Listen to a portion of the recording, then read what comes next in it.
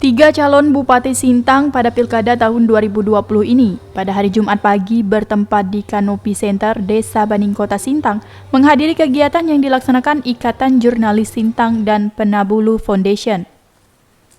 Adapun kegiatan tersebut adalah diskusi publik adu gagasan visi misi pasangan calon kepala daerah Kabupaten Sintang tahun pemilihan 2020, menguji gagasan paslon untuk kemajuan masa depan Sintang.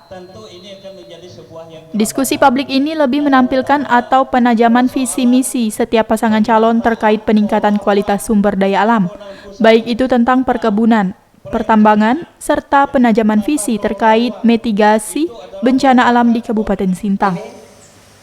Akan melihat begitu. Kalau gagasan ini diuji, gagasan itu diadu. Sebagai penutup, saya ingin menyampaikan kata dari Bung Hatta.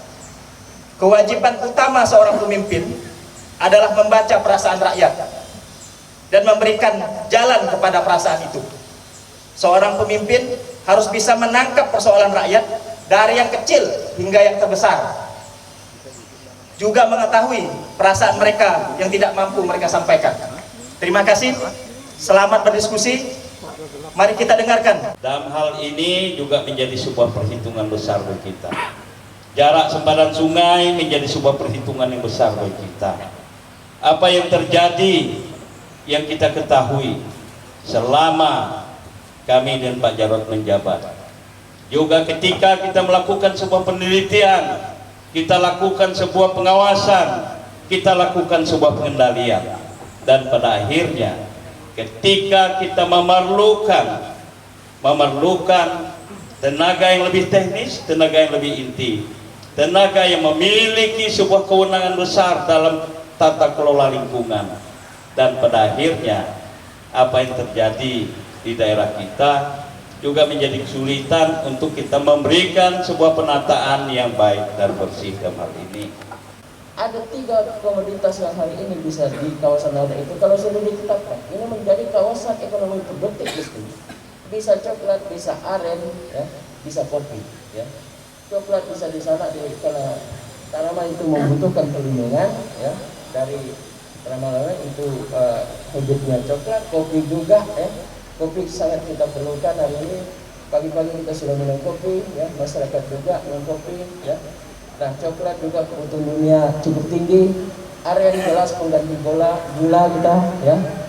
Nah, itu juga adalah tinggal 1 menit, Pak, yang bisa kita maksimalkan. Tentu kita melihat apalagi tanaman produktif lainnya yang dimungkinkan, ya. Apabila kemudian kawasan punya kepastian, masyarakat punya kepastian, kemudian itu menjadi kawasan produktif, masyarakatnya produktif, ya. Tapi hutannya sekaligus tidak hilang, ya. Sekaligus bencana itu mesti, kalau hutan mesti ada, masih ada itu bencana bisa, ya, kita hindari. Dari non timber produk hutan bisa terjaga.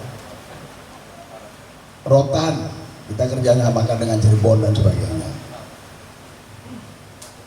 Kemudian kita kembangkan yang namanya green leadership, kepemimpinan hijau. Pemerintah tuh nggak mungkin bisa kerja sendirian. Kepemimpinan yang menyadari bahwa semesta harus dijaga, harus kita advokasi, kita keluarkan sampai tingkat bawah.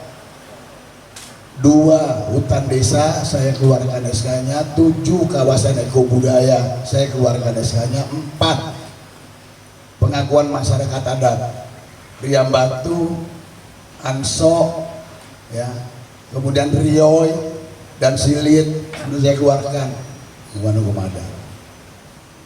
Itu namanya green leadership, kepemimpinan hijau yang kita tularkan. Anak-anak milenial ada namanya forum kelompok masyarakat sipil Sintang. Waktu tinggal 1 menit, Pak. Ada forum anak, ada ruang terbuka hijau, ada ruang publik untuk kita diskusi masalah lingkungan. Sayangi semesta, semesta akan menyayangi kita semua. Tidak ada titik tengah yang langsung menjuru apa sih program kerja ke depannya, malah lebih menjelaskan pengalaman-pengalamannya. Jadi saya ingin bertanya, bagaimana cara Bapak dan apa program kerja Bapak agar pertanian di Kabupaten Sintang ini mandiri dan tidak menghasilkan pertanian dari daerah-daerah lain agar kita menjadi agribisnis yang mandiri dan maju? Dan bagaimana pula program kerja Bapak dan cara Bapak yang langsung bisa kayak pengolahan lahan? Kan sekarang ini banyak kayak pembakaran lahan yang kayak dijelaskan Pak Asliman yang untuk meranci pada pasal 69 ayat 2 tapi malah bertentangan dengan pasal 69 ayat 1 huruf H. Terima kasih. Ini masih berhubungan dengan pertanyaan yang pertama tadi ya. Ini saya tambahkan sedikit, program kerja apa dan cara Bapak untuk melakukan pengelolaan hutan secara lestari dengan tidak menghilangkan kearifan lokal. Untuk pertanyaan kedua, Pak, ketika nanti ada pergerakan khususnya di bidang konservasi dan eksplorasi, ini libatkan kami sebagai dari bidang akademisi untuk bergerak, karena bahwasannya pemerintah dan akademisi memiliki cara yang berbeda, Pak. Jadi ini bisa kita satukan agar mencapai satu tujuan yang sama. Baik, terima kasih. Harus kita kembangkan. Kebutuhan masyarakatnya apa? Hari ini kita mendatangkan produk ini semua dari luar. Oleh karena itu, Dek Kartika ini perlu Sintang baru, betul nggak, Dek? Ya, itu. Ya. Program baru, pemikiran baru, orang baru, kita lahirkan Sintang baru. Ya. Karena nggak bisa hidayah ngomong-ngomong, ini butuh tindakan konkret. Ya. Kebijakan digunakan untuk memastikan bahwa pelestarian lingkungan itu terjadi, masyarakat juga tidak miskin seperti sekarang. Ya. Tidak susah dapat beras. Ya. Termasuk tadi Doni ya dari Ambalau. Hari ini itu kawasan ya Ambalau itu luar biasa, kita punya kawasan hutan seperti itu. Tetapi harus diakui di situ masyarakatnya masih miskin, betul dan ya agak susah ya, kehidupannya susah ya. Nah ini tugas kita semua ya. Saya sudah bilang dari awal saya sudah bilang dari awal bahwa mestinya ketika kita melestarikan hutan, masyarakat sekitar hutan itu mesti ada ekonominya bergerak ya, ada produk yang harus dikembangkan. Nah ini apa yang harus dikembangkan? Sekali lagi kita ada fokus 3 tadi. Kalau bisa hidup di hutan itu kan 3, coklat bisa, kopi bisa, aren bisa, 3 itu. Jadi harus lebih luas, harus lebih banyak hasilnya, produktif, harus lebih sering kita tanami. Kira-kira demikian.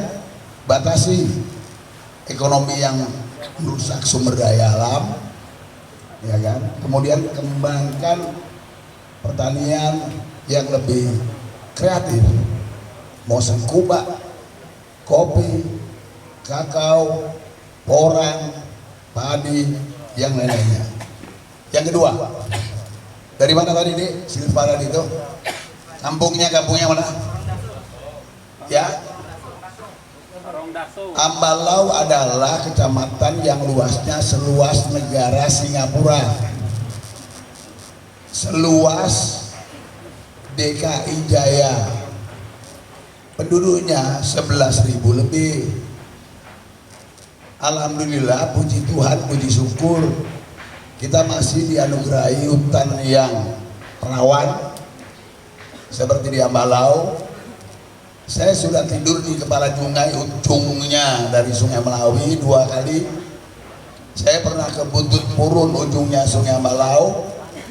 Saya pernah ke dataran tinggi Madi di dalam Gilang. Pak Hatta nggak mau dia, akhirnya dia naik dengan saya, akhirnya dia ikut, aku ikut ternyata 2 kali ya. Saya cinta dengan Ambalau. Kemudian kita kerjasama dengan WWF. Kita buat rencana kawasan strategis kehutanan dan lingkungan hidup Ambalau Serawai, sudah jadi. Itulah untuk jaga tadi hutannya. Dan gitulah. Lalu ya kan, kalau saya kampanye saya pergi masih Ambalau. Nanti akhir bulan saya pergi, nggak mikir-mikir jumlah pemilih. Yang penting saya karena saya cinta dengan Ambalau. Kira-kira begitu ya. Pertambangan lebih banyak dulunya tidak dibolehkan untuk di daerah aliran sungai, tapi sekarang banyak, dan bahkan eksploitasi pasir pun diizinkan oleh provinsi gitu ya. Nah jadi kalau persoalan itu saya tidak berani menyentuhnya karena itu bukan kewenangan kita. Berbicara persoalan lingkungan, ketika AMDAL sudah dibahas di provinsi berkaitan dengan sektor pertambangan, ya, itu akhirnya kita mau bertindak seperti apa? Karena pembahasannya di provinsi, kewenangannya ada di provinsi. Provinsi juga punya kewenangan di sektor lingkungan, dan akhirnya daerah mau seperti apa. Nah, saya kira tadi saya duluan paparkan, kita lebih membahas kepada pokok persoalan yang berkaitan dengan perlindungan lingkungan. Hari ini tidak ada. Baik, berbicara persoalan program ya, program kerja. Lalu ada yang disebutkan pertentangan antara pasal 68 dengan 69. Ya. Apa tuh? Pasal 69 ayat 1 dengan usang tikus-tikus kantor yang suka berenang di sungai yang kotor. Kisah usang tikus-tikus berdasi yang suka ingkar janji lalu sembunyi di balik meja teman sekerja, di dalam lemari dari banyak kucing datang cepat ganti muka, segera menjelma bagai tak tercela. Masa bodoh hilang harga diri, asal tak terbukti ya tentu sikat lagi. Tikus-tikus tak kenal kenyang, rakus-rakus